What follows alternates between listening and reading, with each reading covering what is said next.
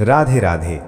आप सभी का हार्दिक स्वागत है हमारे भक्तिमय चैनल पर। आज हम एक ऐसे पावन पर्व की बात करेंगे जो उत्तर भारत के कण कण में उल्लास भर देता है, लोहरी। फसल, अग्नि और नई शुरुआत का ये त्योहार सिर्फ खुशियों का ही नहीं बल्कि सही कर्मों का भी प्रतीक है। परंतु क्या आप जानते हैं कि इस दिन हमें किन बातों का विशेष ध्यान रखना चाहिए और किन बातों से बचना चाहिए? आज हम स्वयं योगेश्वर श्री कृष्ण की वाणी से जानेंगे कि लोहरी के दिन क्या करें और क्या न करें, ताकि हमारा ये पर्व और भी शुभ और फलदायी हो। हे प्रियजनों, लोहरी मात्र अग्नि जलाने का पर्व नहीं, ये अंधकार पर प्रकाश की विजय का, आलस्य पर पुरुषार्थ का और पुराने को त्याग कर नए को अपनाने का उत्सव है। इस दिन अग्नि में अर्पित प्रत्येक वस्तु तुम्हारे भीतर के विकारों का दहन करती है और नई ऊर्जा का संचार करती है। अग्नि परम पवित्र है, वो पंच तत्वों में से एक है। उसमें जो तुम अर्पित करते हो वो मात्र वस्तु नहीं बल्कि तुम्हारे श्रद्धा भाव का प्रतीक है। अग्नि में आहूत प्रत्येक कण तुम्हें भौतिक और आध्यात्मिक समृद्धि प्रदान करता है। जी हाँ, लोहरी की अग्नि में तिल, गुड़, रेवड़ी, मूंगफली और फुल्ले अर्पित करना बहुत शुभ माना जाता है। ये अग्नि हमें नकारात्मक ऊर्जा से मुक्ति दिलाती है और सकारात्मकता का संचार करती है। ये हमें सिखाती है कि त्याग से ही कुछ बड़ा प्राप्त होता है। सूर्य जीवन का दाता है और अग्नि प्रकाश का स्रोत। लोहरी के दिन इन दोनों देवों का स्मरण और पूजन तुम्हें आरोग्य, तेज और यशस्वी बनाता है। अपनी कृतज्ञता व्यक्त करो, क्योंकि इनके बिना जीवन संभव नहीं। अग्नि जलाने के बाद सूर्य देव को जल अर्पित करना और अग्निदेव से प्रार्थना करना विशेष फलदायी होता है। इससे हमारे सभी कष्ट दूर होते हैं और जीवन में ऊर्जा बनी रहती है। आप ओम सूर्याय नमः का जाप भी कर सकते हैं। अन्न ही ब्रह्म है। जो अपनी थाली में दूसरों को भी शामिल करता है उसका भंडार कभी खाली नहीं होता। लोहरी के दिन भूखों को भोजन कराना या अन्नदान करना मुझे सर्वाधिक प्रिय है। लोहरी पर गरीबों और जरूरतमंदों को अन्न, वस्त्र या गर्म चीजें दान करना पुण्य का काम है। साथ ही घर में सरसों का साग और मक्के की रोटी जैसे पारंपरिक भोजन बनाकर परिवार के साथ मिलकर खाना रिश्तों में मधुरता लाता है। माता पिता और गुरुजनों के चरणों में ही स्वर्ग है। उनका सम्मान और आशीर्वाद तुम्हारे जीवन की नींव को मजबूत करता है। उनके अनुभव और आशीष तुम्हारे मार्ग को प्रकाशित करते हैं। ये दिन परिवार के बड़े बुजुर्गों का आशीर्वाद लेने का भी है। उनके चरण स्पर्श करें और उन्हें लोहरी की शुभकामनाएं दें। उनका आशीर्वाद आपके जीवन में सुख समृद्धि लाता है। उत्सव में आनंद का संचार संगीत और नृत्य से होता है। ये मन की शुद्धता का प्रतीक है। अपने उल्लास को व्यक्त करो, परंतु मर्यादा में रहकर। लोहरी के दिन ढोल की थाप पर भांगड़ा और गिद्दा करना त्योहार की जान है। पारंपरिक लोकगीत गाना और नाचना मन को प्रसन्नता से भर देता है। ये हमारी संस्कृति और परंपरा को जीवित रखता है। मेरे प्रिय भक्तों, लोहरी के साथ एक वीर गाथा भी जुड़ी है जिसे दुल्ला भट्टी के नाम से जाना जाता है। मुगल काल में जब अन्याय बढ़ रहा था तब दुल्ला भट्टी ने न केवल गरीब लड़कियों की रक्षा की बल्कि पिता बनकर उनका कन्यादान भी किया। ये कहानी हमें सिखाती है कि त्योहार केवल नृत्य का नहीं बल्कि समाज के प्रति अपने उत्तरदायित्व को निभाने का भी अवसर है। क्या आप जानते हैं कि लोहरी का वैज्ञानिक आधार क्या है?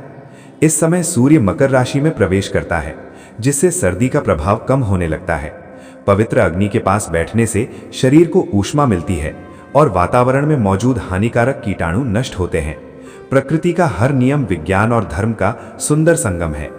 अपनी राशि के अनुसार अग्नि में आहुति देना भी अत्यंत कल्याणकारी है। मेष और वृश्चिक राशि वाले गुड़ का भोग लगाएं। वृषभ और तुला राशि वाले मिश्री या सफेद मिठाई अर्पित करें। मिथुन और कन्या राशि वाले हरी इलायची या मूंगफली का दान करें। कर्क राशि वाले बताशे और सिंह राशि वाले केसर या तांबे का सिक्का अर्पण कर सकते हैं। धनु और मीन राशि के जातक चने की दाल और मकर व कुंभ राशि वाले तिल का दान करें। इससे ग्रहों की शांति होती है और सुख समृद्धि आती है। प्रत्येक नया दिन एक नई संभावना लेकर आता है। लोहरी की अग्नि में अपने पुराने विकारों को भस्म कर एक नई और सकारात्मक शुरुआत का संकल्प लो। यह संकल्प ही तुम्हें मोक्ष की ओर ले जाएगा। प्रकृति मेरा ही स्वरूप है। वृक्ष, नदियां और पर्वत सभी में मैं निवास करता हूँ। उनका सम्मान करना मेरा सम्मान करना है। प्रकृति की सेवा करना स्वयं की सेवा करना है। दर्शकों, ये तो थे वे शुभ कार्य जो हमें लोहरी के दिन करने चाहिए। अब हम जानेंगे कि किन बातों से हमें बचना चाहिए ताकि हमारा त्योहार निष्कलंक और मंगलमय रहे। पवित्र अग्नि में अपवित्र वस्तुएं अर्पित करना या उसका अनादर करना पाप है। अग्नि मात्र ताप नहीं, वो शुद्धि का माध्यम है। उसका सदुपयोग करो, दुरुपयोग नहीं। लोहरी की अग्नि बहुत पवित्र मानी जाती है। उसमें कोई भी कूड़ा कचरा या अपवित्र वस्तु न डालें। अग्नि के चारों ओर स्वच्छता बनाए रखें और आग को लापरवाही से न छोड़ें।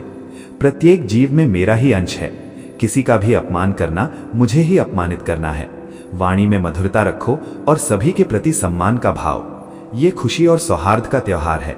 किसी से भी झगड़ा न करें, अपशब्द न बोलें या किसी का अपमान न करें। सभी के साथ प्रेम और सौहार्द का व्यवहार करें। उत्सव का अर्थ दिखावा नहीं, बल्कि आंतरिक खुशी है। व्यर्थ का अपव्यय तुम्हें क्षणिक सुख दे सकता है, परंतु संतुष्टि नहीं। धन का सदुपयोग करो, क्योंकि वो भी एक ईश्वरीय उपहार है। जो अपनी इंद्रियों पर नियंत्रण नहीं रख पाता, वो कभी सच्चा सुख प्राप्त नहीं कर सकता। नशा क्षणिक भ्रम है, जो तुम्हें तुम्हारे वास्तविक स्वरूप से दूर करता है। लोहरी जैसे पवित्र त्योहार पर किसी भी प्रकार के नशे का सेवन न करें। शराब या अन्य मादक पदार्थों का सेवन त्योहार की पवित्रता को भंग करता है और दुर्घटनाओं का कारण भी बन सकता है।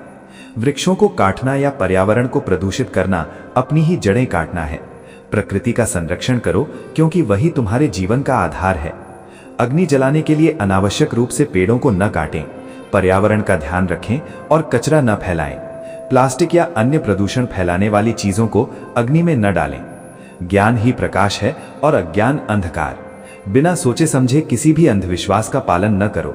अपनी बुद्धि का प्रयोग करो, क्योंकि वही तुम्हें सत्य की ओर ले जाएगी। प्रेम और करुणा ही सर्वोच्च धर्म है। किसी भी जीव को शारीरिक या मानसिक पीड़ा देना अधर्म है। सभी के प्रति दयालु बनो, क्योंकि यही मेरा परम संदेश है। हे मनुष्य, लोहरी का ये पावन पर्व तुम्हें ये स्मरण कराता है कि जीवन एक यज्ञ है। इसमें तुम जो आहुति दोगे वही तुम्हें फल के रूप में प्राप्त होगा। अपने कर्मों में शुद्धि रखो और मेरा आशीर्वाद सदैव तुम्हारे साथ है। धर्म की जय हो, अधर्म का नाश हो। तो देखा आपने, स्वयं भगवान श्री कृष्ण ने हमें लोहरी के दिन के लिए कितने अमूल्य संदेश दिए हैं। इन बातों का ध्यान रखकर हम न केवल लोहरी के पर्व को और भी सार्थक बना सकते हैं, बल्कि अपने जीवन को भी भक्ति और सत्कर्मों से भर सकते हैं। आप सभी को लोहरी की हार्दिक शुभकामनाएं।